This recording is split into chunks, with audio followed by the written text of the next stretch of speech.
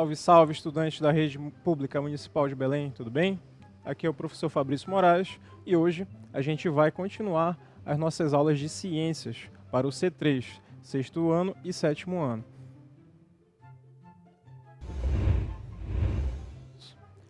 Hoje vamos tratar sobre o sistema sensorial, mais especificamente falando sobre a visão. O que é a visão, né? A visão, ela vai ser o sentido que nós temos de ver as coisas.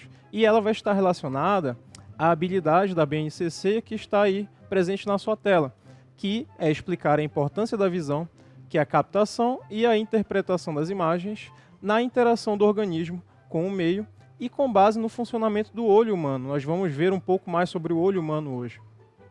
Selecionar lentes adequadas para a correção de diferentes defeitos da visão. Tudo bem? Então, antes de falar sobre a visão, o que a gente precisa entender? Que o nosso corpo, né, ele vai ter 5 sentidos básicos. Quais seriam esses sentidos básicos, né? Você tem aí a audição, você tem o olfato, você tem o paladar, você tem o tato, né, onde você consegue sentir o mundo através dos toques, e a visão propriamente dita, que é o que a gente vai estudar hoje. Tudo bem? A visão, tecnicamente, ela é o sentido responsável pela aquisição, formação e interpretação de imagens, né? Ela vai ser composta, né? Nós vamos ter o sentido da visão a partir de um conjunto de órgãos específicos para essa função, que vai estar junto com o sistema nervoso nesse caso. Mas a gente precisa entender o que a gente vê de fato, né? Primeiramente, nós temos aqui, como você pode ver na tela, vários tipos de frequências de ondas, né? Você tem aí desde os raios gama, onde a frequência é muito pequena, até as ondas de rádio, onde você tem a frequência muito grande, né? Então, você pode acompanhar aqui com a setinha, né? Dentre todos esses tipos de radiações que o nosso planeta, né, que o nosso universo possui, o nosso espectro de luz visível, ou seja, a porção que a gente consegue ver, né, propriamente dito, é essa bem aqui, que vai de aproximadamente 380 nanômetros a 750, 740 nanômetros de frequência. Tudo bem? Esse aqui é o espectro da luz visível, né, que nós falamos. E, como você pode ver, aqui nessa outra imagem, por exemplo, essa luz visível, a junção dela, né, você tem aqui todas essas faixas de cores aqui representativas, elas vão gerar, ao mesmo tempo, o que a gente vai chamar de luz branca, que é a luz visível. Toda luz, né, composta, ela vai ter uma tonalidade branca em si, tecnicamente, tá? Então, o que a gente consegue perceber? Como é que a gente consegue verificar as cores? Como é que a gente consegue diferenciar essas cores? Tudo bem? Você pode me perguntar. Então, essas cores, elas são diferenciadas a partir do comprimento de onda. Perdão, falei frequência anteriormente, mas é comprimento de onda aqui da luz, em nanômetros, né? Onde você tem que você vai do vermelho até o azul, violeta, né? Se você fazer uma correlação aqui, você tem basicamente as cores do arco-íris aqui, né? Então, o arco-íris em si ele vai ser nada mais, nada menos do que a decomposição de toda a luz branca que você consegue observar. Então, como é que a gente consegue ver as cores, por exemplo, né? Por exemplo, esta garrafa aqui. Qual é a cor que eu estou vendo ela? Ela é uma garrafa verde, tudo bem? Por que eu sei que é verde, né? O que vai acontecer? Esse material aqui, o que vai acontecer? Ele vai absorver todos os outros espectros de luz, né? A luz vermelha, a luz amarela, a luz azul, a luz violeta. Esse material aqui, ele vai conseguir absorver essas cores, esses espectros de luz. Porém, ele não consegue absorver esse espectro de luz relativo ao verde. Então, ele vai sair, né? É o que a gente consegue observar, tudo bem? É assim que as imagens são formadas, as cores principalmente. Vamos falar um pouquinho de cores mais à frente, tudo bem? Mas o que a gente precisa entender? A luz visível, né, ela vai estar relacionada aos variados comprimentos de onda que as fontes luminosas conseguem nos propor, né? Por exemplo, se você enxergar aqui, olha, você tem a luz de uma vela. Normalmente a luz que sai de uma vela, né, da chama de uma vela, ela tem uma tonalidade mais amarelada, enquanto que a luz de uma lâmpada fluorescente, mais ou menos, né, ela sai com uma tonalidade um pouco mais branca, de branca para um pouquinho amarelada, né? Mas você tem diversas outras cores. Por exemplo, aqui, esse semáforo, aqui onde você consegue observar, essa luz que está saindo dele é uma luz vermelha, ou seja, essa luz tem um comprimento de onda específico ali naquela faixa do vermelho, onde você consegue observar. Se você vê aí o nosso famoso herói, né, Goku, quando ele vai soltar o Kamehameha ali, né, você consegue observar aqui esta cor meio esbranquiçada, meio azulada aí, né? Então, isso aí vai fazer com que você esteja vendo, né, aquele comprimento de onda relativo ao azul mais especificamente. E agora, a gente vai falar um pouco sobre o olho humano, né? Olhem essa imagem que linda, né? Você consegue perceber que o olho humano ele é um órgão extremamente específico e extremamente especial com relação à visão, né? Com relação ao que a gente consegue observar, né? Se você olhar aqui nessa imagem, né, você consegue ver, olha aqui, essa parte branca aqui dos olhos, que ela é extremamente importante, nós vamos falar um pouquinho sobre ela daqui a pouco, que é a esclera, né?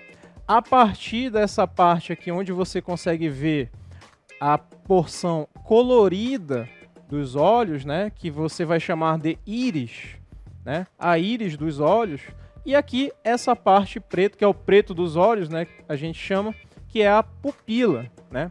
A pupila é onde você vai ter a entrada dos raios de luz no seu olho, onde você vai começar a formar, né, a adquirir essas imagens e formar as imagens lá no fundo do olho. Nós vamos falar um pouquinho sobre isso, tá? Você pode ver aqui em cima, olha, os cílios, tudo bem? Os cílios dos olhos. Esses cílios eles vão ser importantes, né, para a proteção desses olhos. Nessa imagem ela tá bem legal porque você consegue visualizar também parte das lágrimas, né? A lágrima ela é importante para a lubrificação do seu olho, tudo bem? E vamos falar um pouquinho sobre o olho propriamente dito agora, né? Olhem só, o olho humano. Percebam que ele é um órgão extremamente complexo, né? Ele é um órgão globular, ou seja, ele tem uma forma de globo, né? Como se fosse uma esfera. Porém, na parte da frente dele, você tem uma ponta, né? Você tem uma porção um pouco mais afilada, que nós vamos chamar de córnea. Essa córnea aqui é a parte transparente do branco dos olhos, que é a esclera, essa parte aqui que envolve todo o olho, tudo bem? Através da córnea que os raios de luz eles vão entrar. Essa porção aqui, você tem uma porção gelatinosa, chamada de humor aquoso, que está bem aqui, tudo bem? E aqui é onde vai entrar os raios de luz, que é a pupila, é o preto dos olhos, tecnicamente. Você consegue perceber aqui a íris, tá? A íris é onde vão estar as cores, né, dos seus olhos, que normalmente vão variar de castanho, castanho escuro, castanho, verde, azul, até um cinza, um cinzento, né? Claro, existem alguns casos em que a pessoa não tem apenas uma tonalidade. A maioria dos olhos das pessoas não tem apenas uma tonalidade, né? E, inclusive, você tem alguns casos, né, de heterocromia, por exemplo, onde um olho tem uma cor diferente do outro, que é algo da natureza mesmo, né? É o que pode acontecer com a gente. Isso é muito comum nos gatos, por exemplo, né? Bem, aqui no olho, voltando, essa camada mais externa é a esclera. Aqui no esquema você consegue ver que está escrito esclerótica, porque é uma outra denominação. Mas a esclera, ela é muito resistente, né? Ela dá a forma, o formato do olho, tudo bem? Logo abaixo da esclera você tem a camada coroide ou corioide, que é uma camada rica em vasos sanguíneos e nervos também. Essa camada corioide, ela é responsável pelo quê? Pela nutrição do seu olho, tudo bem? Então, o seu olho, ele precisa de energia para conseguir fazer as suas funções corretamente. E como que essa energia chega? Através do sangue. E esse sangue vem pela camada corioide. Logo abaixo da camada corioide, você vai ter a camada mais importante do seu olho, né? Que é a retina. A retina é essa camada aqui amarela, a camada mais interna aqui do olho. A retina, ela vai ser um desdobramento do seu nervo óptico, tá ok? Do seu sistema nervoso mesmo, onde vão ser formadas as imagens. A gente vai ver daqui a pouquinho como que são formadas as imagens, mas elas vão ser formadas aqui na retina, tudo bem? Compondo a parte interna do olho, você tem o que a gente vai chamar de humor vítreo, né? Que é nada mais do que um espaço onde você tem um líquido viscoso e transparente, né? Que vai fazer com que a imagem seja projetada aqui na fóvea e na mácula lútea, que é a parte do fundo do olho onde as imagens são projetadas. Aqui você tem o cristalino ou lente, né? O cristalino é como se fosse uma lente mesmo. Ele vai modular a entrada de luz que veio a partir da córnea para o seu olho, tudo bem? E aqui são os músculos ciliares. Esses músculos ciliares, eles vão ter a função de fazer o quê? Eles vão ter a função de relaxar o cristalino ou contrair o cristalino. Caso você queira, né, focalizar algo que esteja mais próximo de você ou que esteja mais distante de você, tudo bem? Então, professor, é muita coisa, o senhor está falando muito rápido, o olho é um negócio complicado. Então, vamos anotando aí, gente, tá ok? Olhem só. Aqui, boa parte do que eu falei está descrita para você anotar no seu caderno aí, tudo bem? Olhem só. A esclera, né, é a camada mais externa do olho, que ela é resistente, ela mantém a forma globular deste olho humano, tudo bem? A córnea é a porção mais curvada da esclera, que fica mais na parte da frente do olho, né? E ela é transparente à luz. Após a córnea, nós encontramos uma câmara preenchida pelo humor aquoso, que vai ajudar nessa decomposição da luz quando vai entrar nos nossos olhos, tudo bem? A corioide é a camada intermediária, né, que vai ser rica em vasos sanguíneos, que vai nutrir o olho, basicamente, e a corioide vai formar a íris, né? A íris é a porção colorida dos seus olhos. Lembrando, você tem a porção colorida dos olhos nas cores muito próximo do preto, castanho escuro, castanho claro, verde, azul, acinzentado, tudo bem?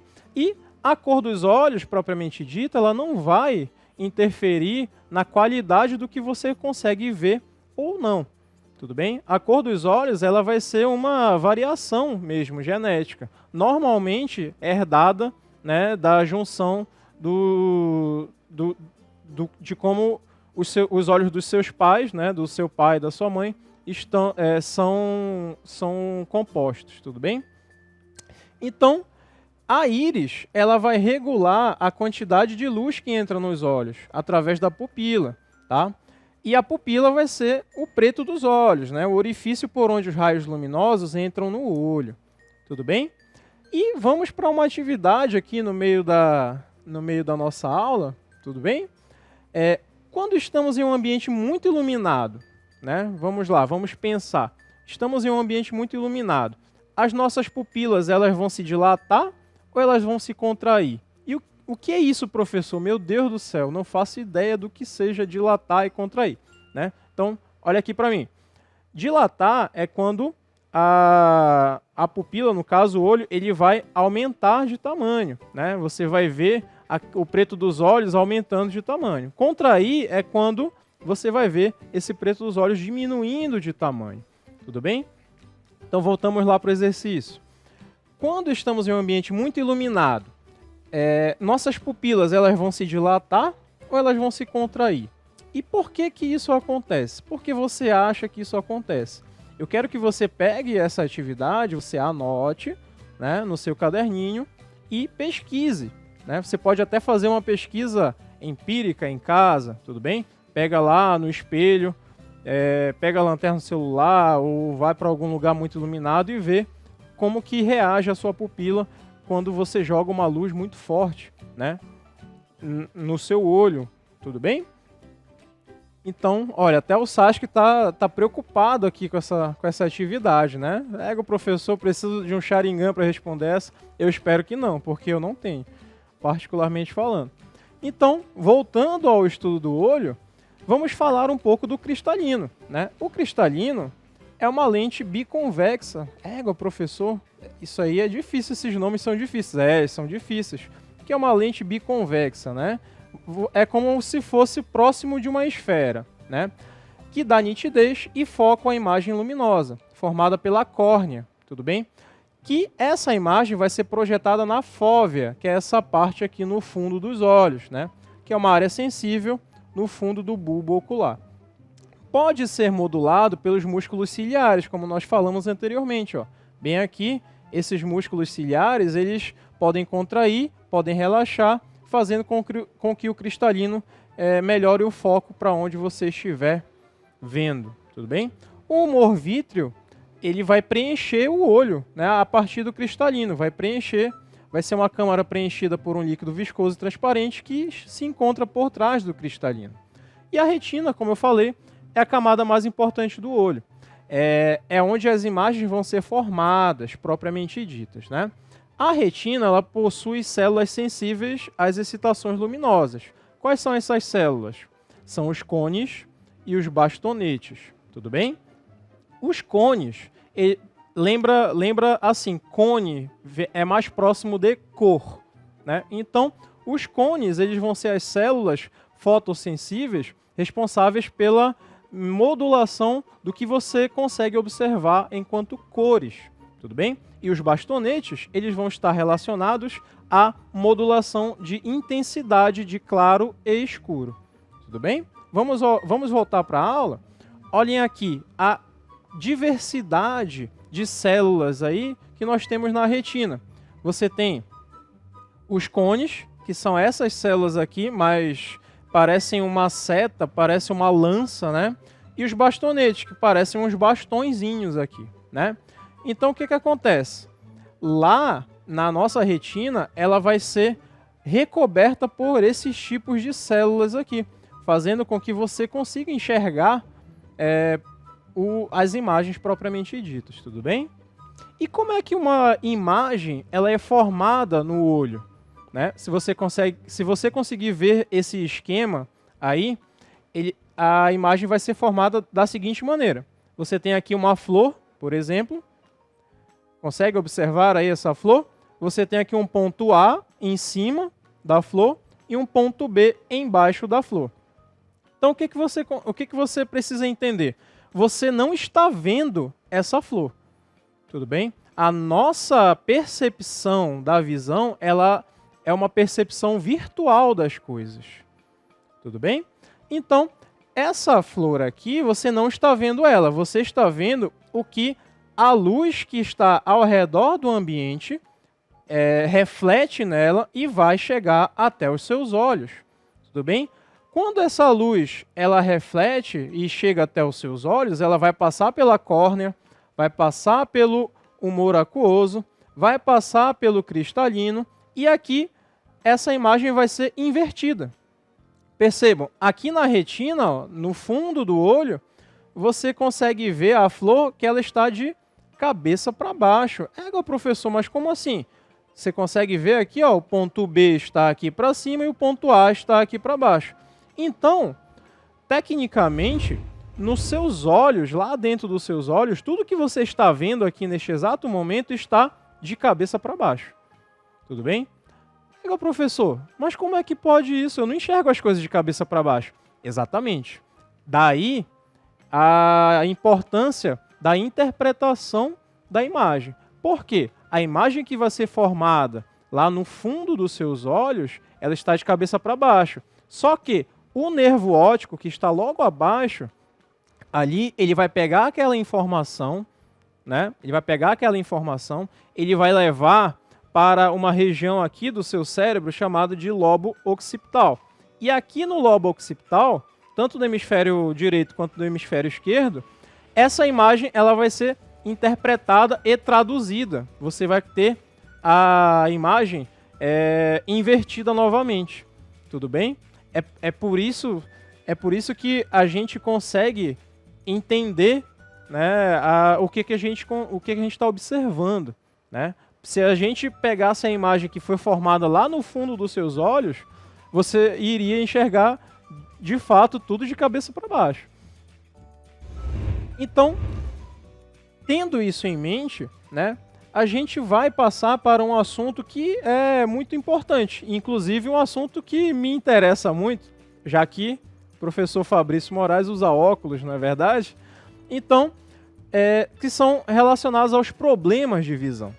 Quais são os problemas de visão mais comuns, né, que a gente tem na nossa sociedade em si? Nos humanos, não somente nos humanos, mas nos seres vivos com olhos, né? Aqui, você pode ter miopia, hipermetropia, astigmatismo em animais também, cachorros, gatos, mas de uma outra forma, tá?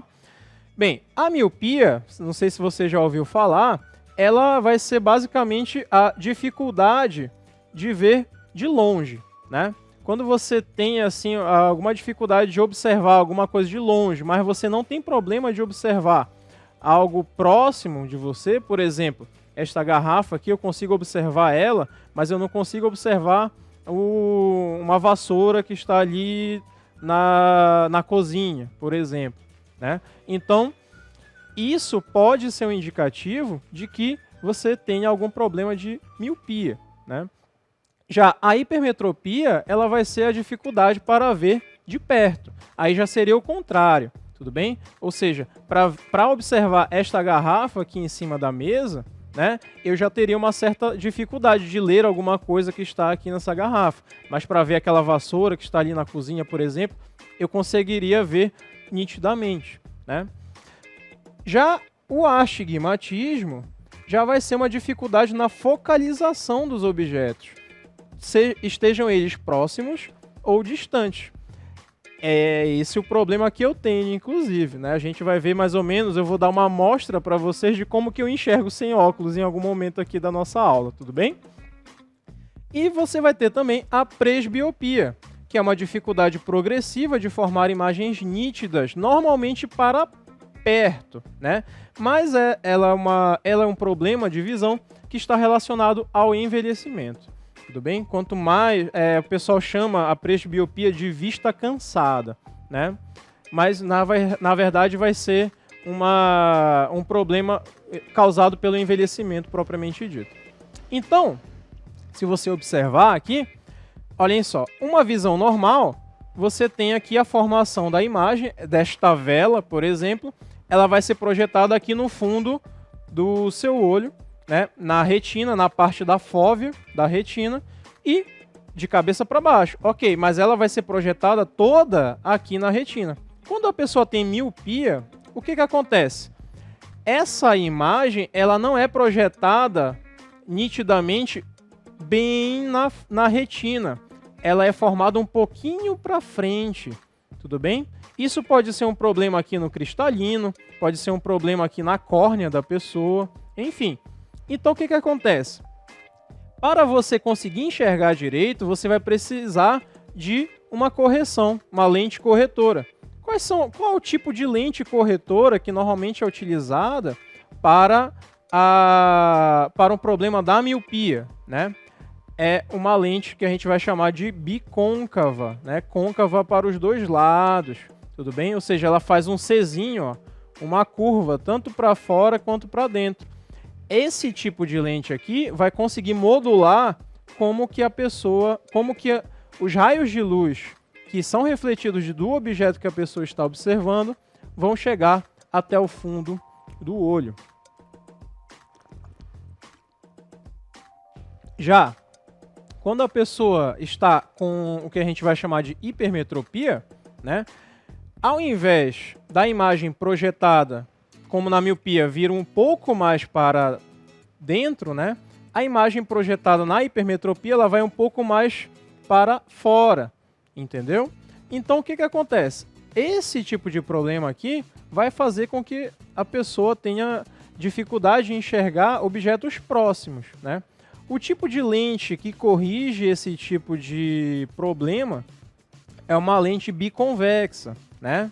Que a gente vai chamar de...